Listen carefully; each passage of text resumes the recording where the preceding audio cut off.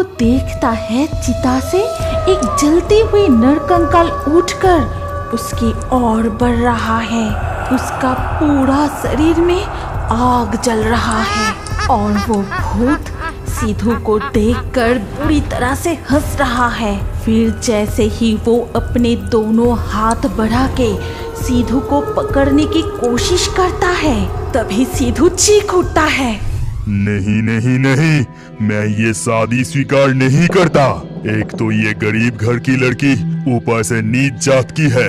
मैं इसे अपना घर की बहू नहीं मान सकता, बिल्कुल नहीं। तुम इस लड़की के साथ मेरे घर में नहीं रह सकते।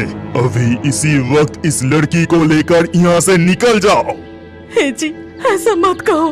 वो हमारा इकलौता बेटा है, इस वंश का वारिस है। तुम चाहो तो इस लड़के को घर से निकाल दो, लेकिन हमारे बेटे को घर से मत निकालो। नहीं माँ, मैंने कविता को अग्नि साक्षी मानकर शादी की है। वो मेरे पत्नी है। जिस घर में पत्नी का कोई सम्मान नहीं, मैं उस घर में एक पल भी नहीं रह सकता। चलो कविता, हम यहाँ से चलते हैं। फिर सतीश कविता को लिए घर छोड़कर चला जाता है। हे जी, सुनते हो? उन्हें रोको, उन्हें मत जाने दो। इसके बाद सतीश और कविता एक छोटे से झोपड़ी में रहने लगते हैं और उसी गांव के एक कारखाने में सतीश मजदूरी करने लगता है। बड़ी मुश्किल से उनका दिन गुजरने लगता है। तुम्हें यहाँ इस तरह रहने में बहुत ही कष्ट हो रही है ना कविता? नहीं नहीं, मुझे बिल्कुल भी तकलीफ नहीं हो रही है। तुम्हें देखकर मुझे कष्ट होती है। मुझे शादी करने के लिए तुम्हें अपना बड़ा घर छोड़कर यहाँ इस तरह रहना पड़ रहा है। तुम चिंता मत करो कविता, माँ काली है, देखना एक दिन सब ठीक हो जाएगा। इस तरह दिन बीतते जाते हैं और 1 साल बाद कविता एक सुंदर बेटे को जन्म देती है। बेटे को पाके कविता और सतीश बहुत खुश होते हैं, लेकिन कुछ महीनों बाद अचानक सतीश को एक जानलेवा बीमारी हो जाता है। कविता, कविता, लगता है मैं अब नहीं बचूंगा, नहीं बचूंगा। तुम वादा करो कविता, मैं मरने के बाद हमारे बेटे को पिता की कमी महसूस होने नहीं दोगी। ये कहकर सतीश की मृत्यु हो जाती है। सतीश के इस जानलेवा बीमारी के डर से गांव वाले कविता और उसके बेटे को समझ से अलग कर देते हैं। धीरे धीरे भूख, प्यास और शोक से तड़पते हुए कविता की भी मृत्यु हो जाती है। अब बड़ी मुश्किल हो गई, सारा बोझ गांव वालों के ऊपर आ गया। इसे तो अपना ससुर घर से निकल दिया था, वो भी देखने नहीं आया। पता नहीं कौन सा बीमारी के कारण मर गया, छूने से भी डर लगता है। ऊपर से ये बच्चा पूरा दिन बस रोते ही जा रहा है। मैं कहता हूँ हम सब मिलकर इसे शमशान ले जाकर अंतिम संस्कार कर देते हैं और इस बच्चे को उस शमशान में ही छोड़ के चले आएंगे। फिर गांव वालों से सारे बोझ उतर जाएगा। अभी इसे शमशान लेके चलो, जल्दी चलो। फिर गांव के कुछ लोग मिलकर कविता के शव को शमशान में ले जाकर जला देते हैं और बच्चे को वहीं शमशान के पास वाले काली मंदिर के सामने छोड़कर चले जाते हैं। फिर धीरे धीरे रात गहरी हो जाती है। बच्चा भूख और प्यास से जोर जोर से रोने लगता है।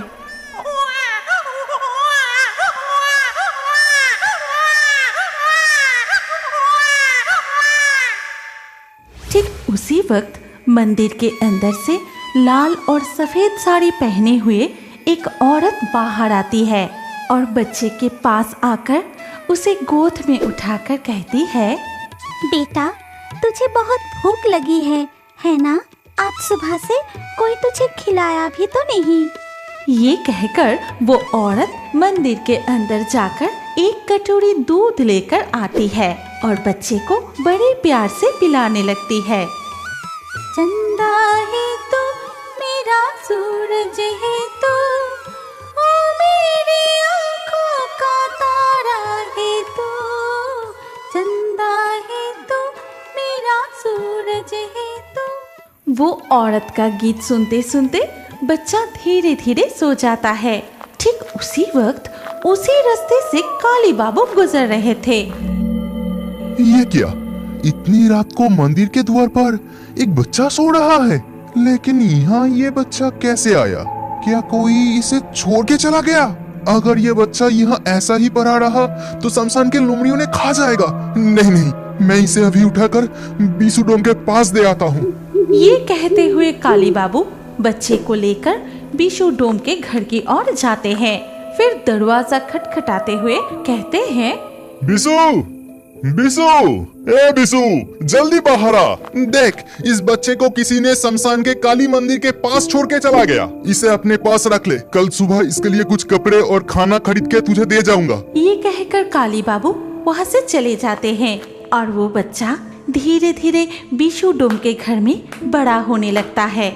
ऐसे ही एक दिन शमशान के काम निपटाकर घर लौटने में बिशु को देर हो रहा था।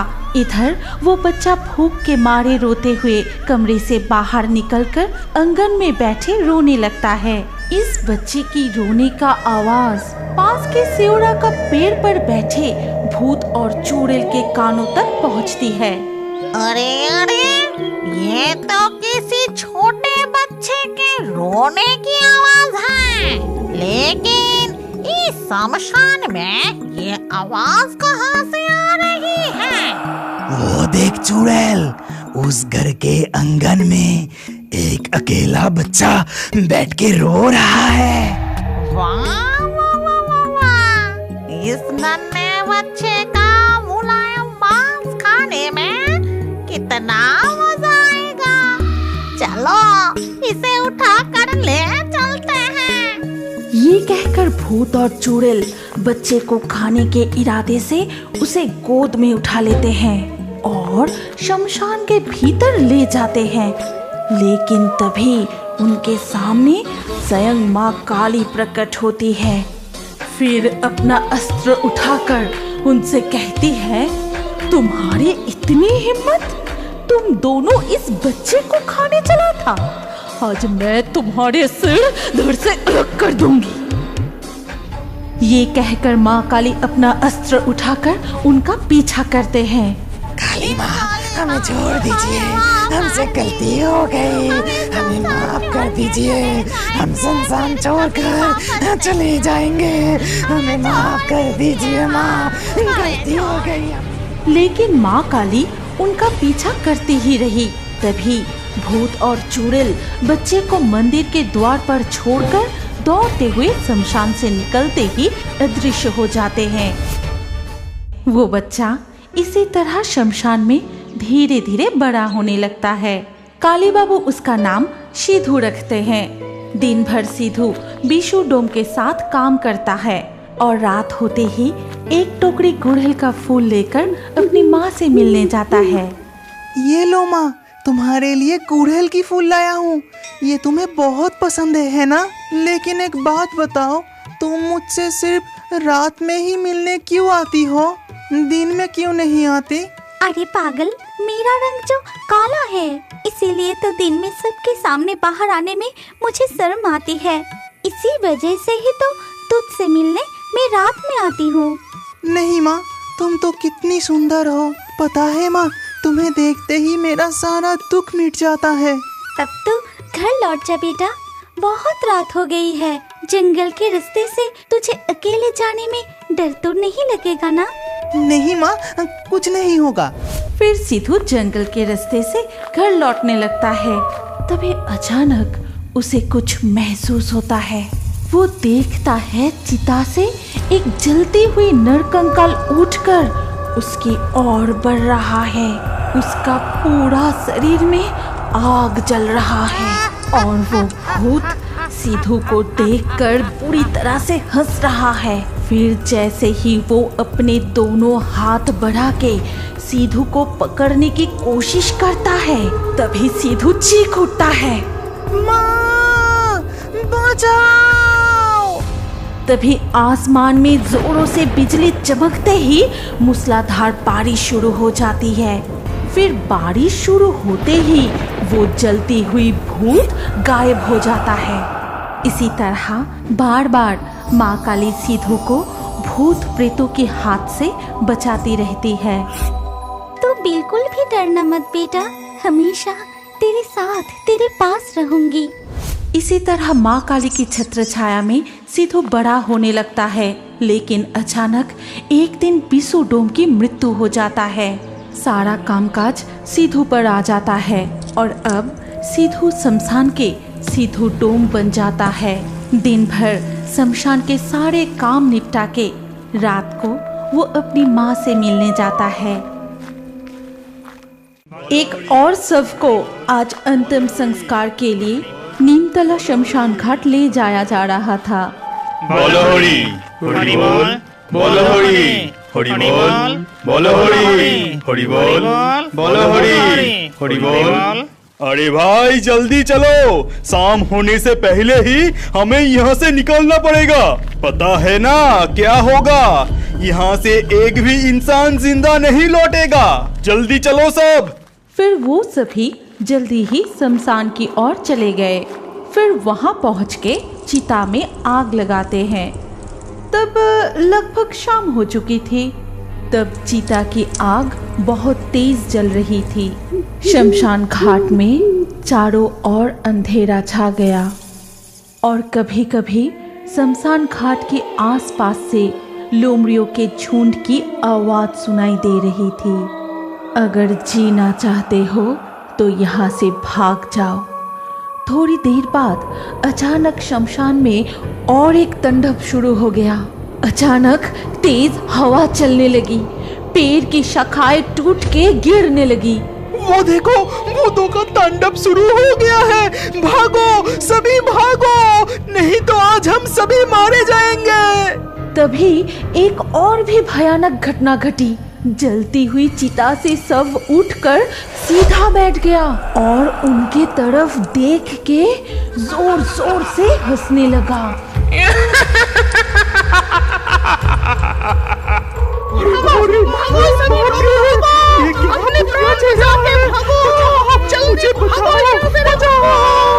फिर वो सभी आधी जली हुई लाश को वहां छोड़कर भाग गए। नीमतला के इस शमशान घाट में ऐसी ऐसी भूतिया घटना घटती है कि लोग दिन में भी वहां आने से डरते हैं। कोई वहां अकेले आने की हिम्मत नहीं करता और अगर गलती से भी कोई शाम के बाद वहां आ भी जाए तो वो जिंदा नहीं बचते। उसका मौत बहुत ही भयंकर और दर्दनाक होता था, क्योंकि उस शमशान घाट में रहते थे एक चुड़ैल और एक डायन, जिसकी मृत्यु एक दुर्घटना से हुई थी। मुझे ये आधा सड़ा हुआ मांस नहीं खाना। कब से मैंने कच्चा मांस नहीं खाया। कितने दिन हो गए, ताजे खून की खुशबू भी नहीं मिली।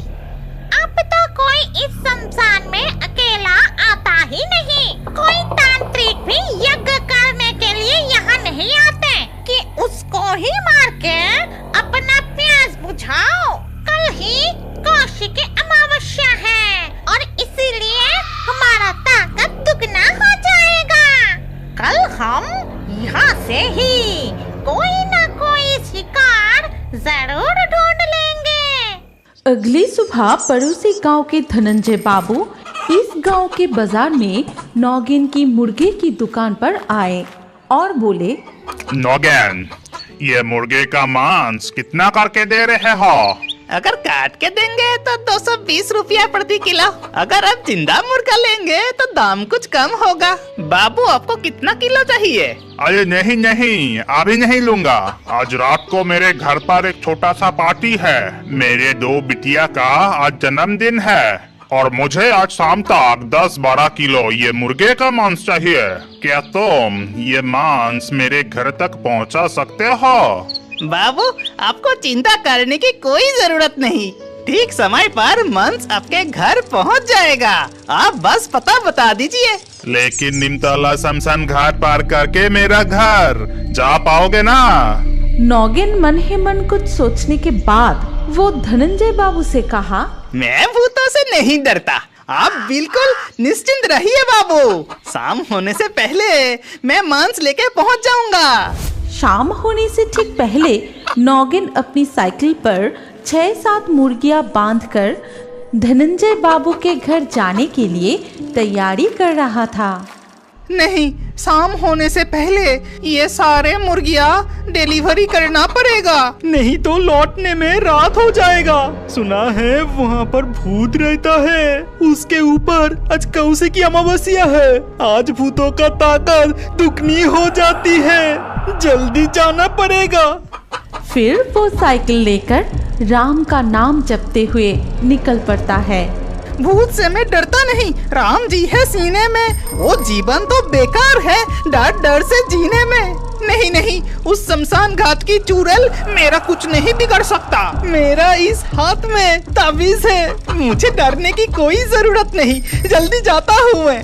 हाँ हाँ हाँ, इंसान की सौगंध, मैंने ठीक ही पहचाना, इंसान की खुशबू। मुर्गी की आवाज भी सुनाई दे रही है, जरूर कोई आ रहा है।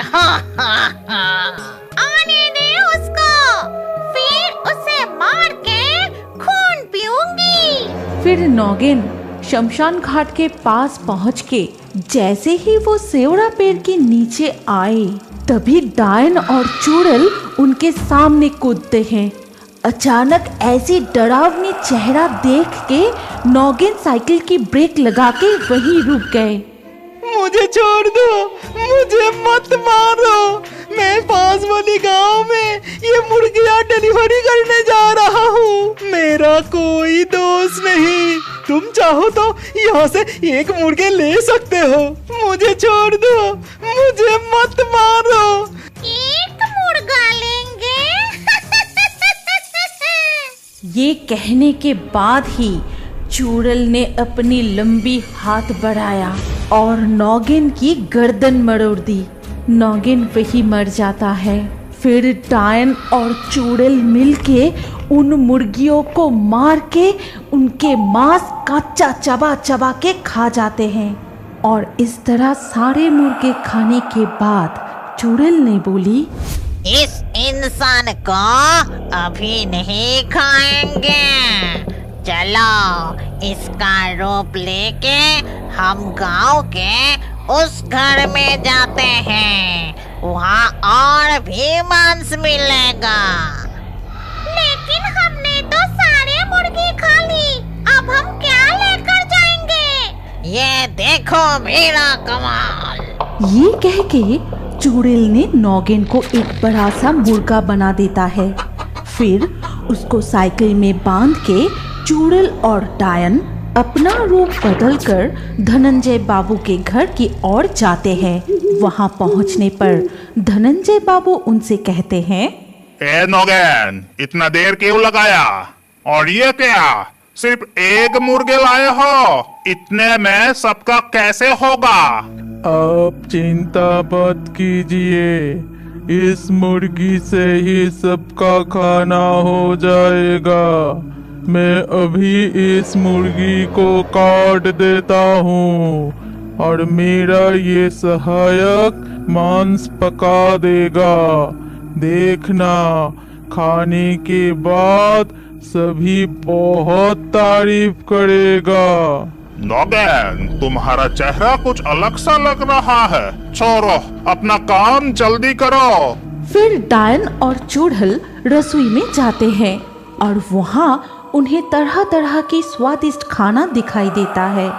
खाना देख के चुड़ैल ने बोली, बहुत सारे खाना, कितने दिन हो गए हम स्वादिष्ट खाना नहीं खाए। तूने ठीक ही कहा, पहले इस बड़े हुए आदमी का मांस उन सब को खिलाऊंगा, फिर उन सब का मांस हम खाएंगे। फिर उन्होंने उस मुर्गे की मांस पका के सभी लोगों को खिलाया और उस मांस को खाने के बाद सभी बहुत बीमार पड़ गए। कोई उल्टियाँ करने लगे तो कोई बेहोश हो जाता है, तो किसी के पेट में बहुत दर्द होने लगा। दरअसल उन्होंने मुर्गे का मांस समझकर मरे हुए इंसान का मांस खा लिया था। ये देखकर धनंजय बाबू गुस्से में रसोई की ओर जाते हैं और वहां पहुंच के उन्होंने जो देखा उससे उसकी पूरा शरीर ठंड पड़ गई। ये क्या, रसोई में नौगेन और उसका सहायक नहीं है एक चुड़ैल और एक डायन जो गरम कढ़ाई से मांस उठा के खा रहा है और एक तो कच्चा मांस से खा रहा था। ये देख धनंजय बाबू बहुत डर के वहां से भाग जाते हैं और बाहर आके सभी को पूरी घटना बताई। और ये सब सुनने के बाद गांव के एक व्यक्ति ने कहा, अब इस डायन और चुड़ैल को भगाने की एक ही उपाय है। उस बरगद की पेड़ के नीचे जो योगिनी माँ रहती है उनको बुलाना चाहिए। वही है जो हमें इस चुड़ैलों से बचा सकती है। इसके बाद सब मिलके योगिनी माँ के पास गए और वहाँ जाके सारी बात बताए। फिर सब कुछ सुनने के बाद योगिनी माँ ने मन ही मन सोचा, इस प्रकार आज मेरी साधना पूर्ण होगी। यदि मैं इस कौशिकी अमावस्या की रात्रि में उन दोनों आत्माओं को पकड़ सका तो मुझसे अधिक बलवान कोई नहीं होगा और मैं जो चाहूँ कर सकता हूँ। चलो मुझे वहाँ ले चलो। तब गांव के सभी लोग योगिनी माँ को वहाँ ले गए और वहाँ जाकर योगिनी माँ यज्ञ करने लगी। ओम ह्रीं क्रीं चामुंडाय नमः। ओम ह्रीं क्रीं चामुंडाय नमः। बाहर आओ, बाहर आओ। आज तुम दोनों मेरे हाथ से नहीं बचोगे। मैं बहुत दिनों से तुम जैसे अतृप्त आत्मा की तलाश कर रही थी। ये कहते हुए जब योगिनी माँ अपने यज्ञ अग्नि में आहुति दे रही थी तब डायन और चुड़ैल छटफटाते हुए वहाँ प्रकट हुई। छोड़ दे हमें दुष्ट योगिनी। तूने क्या सोचा, हमें बंदी बना के तू तेरा काम करवाएगी? कभी नहीं। तू हमें कभी भी कैद नहीं कर पाएगी। छोड़ दे हमें, दुष्ट योगिनी, छोड़ दे। इतना बड़ा साहस, तो ये ले। ये कह के योगिनी माँ कई तरह की मंत्र जपने लगी और उन दोनों आत्माओं को अपनी कुंडली में बंदी बनाकर योगिनी माँ ने बोली, अब डरने की कोई बात नहीं। ये दो आत्मा किसी का कुछ नहीं कर पाएगा। तुम सब निश्चिंत रहो। इतना कहकर योगिनी माँ वहाँ से चले गए। लेकिन अगले दिन सुबह गांव वालों ने देखा कि उसी बरगद की पेड़ के नीचे योगिनी माँ मर के पड़ा हुआ है। ऐसा लग रहा था कि किसी ने उसकी गर्दन काटकर और पूरी शरीर को पंजों से चीरकर बुरी तरह से मार डाला है। आज भी कोई उस निमतला शमशान घाट अकेला जाने से डरता है और अगर कोई रात को गलती से भी वहां चले गए तो वो जिंदा नहीं लौटते। क्या आप बड़े होकर भी कार्टून देखना पसंद करते हैं? तो अपना नाम कमेंट करें और हमारे पिछले वीडियो से लाकी ड्रॉ में चुने गए नाम हैं प्रीति, सुफायन, साधन, टिंकू, बबीता, राकेश, पावन, संगीता, आयुष, सलीम, सुधांशु, साइरा, मीनाक्षी, सपन, राजेश। जिन दर्शकों ने हमारे चैनल को सब्सक्राइब करके फिर कमेंट में अपना नाम लिखा, हमारे अगले वीडियो में उन्हीं के नाम चुने जाएंगे। इसीलिए फेयरी टून्स यूट्यूब चैनल को जरूर सब्सक्राइब करें और स्क्रीन पर आई हमारी अगली कहानी भी देखें। उसमें भी आपका नाम हो सकता है। अगर नाम नहीं आया तो अगले वीडियो में आपका नाम लिख दीजिए। सोच क्या रहे हैं? जल्दी से क्लिक करके देखिए।